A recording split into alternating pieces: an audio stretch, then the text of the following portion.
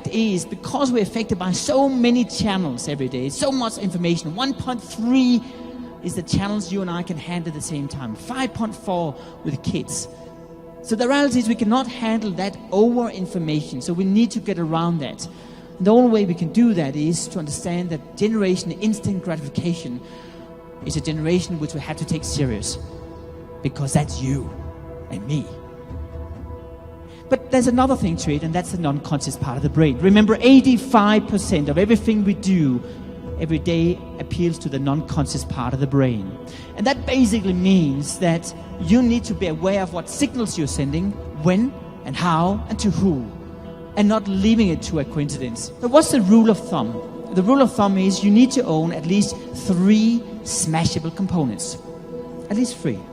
Does it mean that you're killing your logo? Not necessarily. But you should develop communication so smart that I can remove the logo and still be recognized in everything you do. So take all your ads, remove the logo just for fun, and see, can I recognize who you are? You're just lost out there in cyberspace. But there's another thing to this. It actually may be that you own elements which you're not even aware of. Things you threw out, icons and pictures and sounds, which was your brand 10 years or 20 or 30 years ago, but was because you changed management, was thrown out. So go back in your archives and learn from the history and revitalize your brand, because what we urge for as consumers today is not the future, it's the past. I feel much more safe in the good old days. Everything was good in the good old days. The future is a little bit more nasty to think about. The more senses you appeal to, the more you remember a brand. In fact, if I appeal to 3 senses, you double the message and how it's stuck in your brain. So there is a clear synergy. But there's another thing too. Do you know what? I need to shake your hand. You've been very nice to me. I gave you my business card. I need to say thank you very much for that. Thank you. What do you think about my handshake? You can be very honest. It's warm. It's Did you kindly. kindly? Why are you so polite? I gave him a dead fish. Have you tried a dead fish? A dead fish, a little bit sweaty too, I'm sure. Now, I'm sure, how many of you would employ people who would give you a dead fish in return, right? Okay. Now, in 2 or 3 seconds, you probably were thinking, what the heck is this? I expect another handshake, right? And then I get this dead fish. So in 2 or 3 seconds, you're evaluating me. Now, why do I tell you that? Because today, 83% of every brand in the world only appeals to one sense, the sense of sight. 17% only leaving to the 4 other senses. Yet you are evaluating me in 3 seconds based on a handshake. How many handshakes does your brand do? The packaging design, the flimsy smell, whatever it is. What we learned is that it really works. I did an experiment, and just be warned here for a second, okay? This is a hidden commercial from my book, so close your eyes now, okay?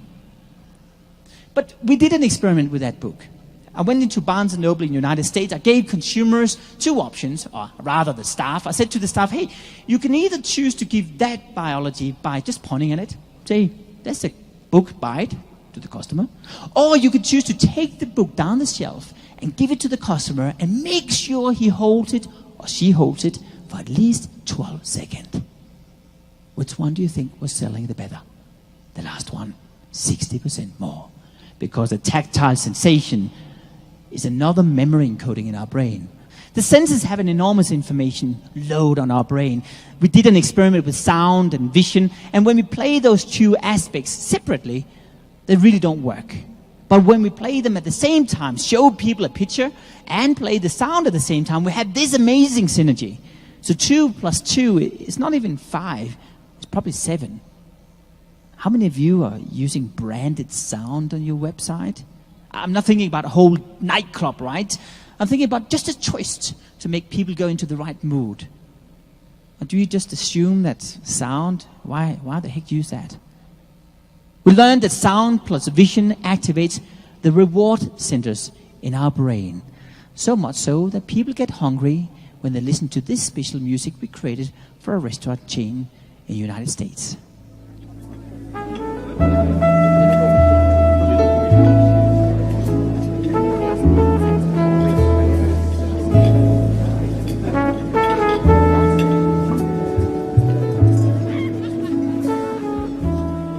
Ladies, just so you know, we get 29% more hungry when you are listening to that music. Would you like me to play it again? Oh, fair enough. But we also did another experiment. We wanted to find out how powerful are sounds. Do you want to help me for a second? I'm going to play a sound here. And as soon as you think you know who that is, raise your hand very quickly. Ready? 3, 2, 1.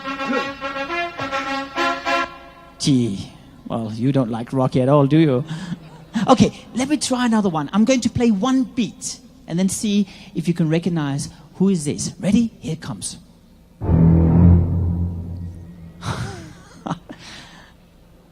Can I do the same with your brand? Can I play 2 seconds or 1 second, a smashable component, as I call it, of your brand? And then I know who that is. Or is this just something we haven't thought about somehow? Because that's my message. Sound plus vision activates attention and memory. Most of you have not seen Jaws or Rocky for many years. You still remember it, not just because of the storyline, but because the sound is branded. Sound plus vision also generates emotional engagement. But there's one thing which I find fascinating. It's also generating a consumer preference. Amazing.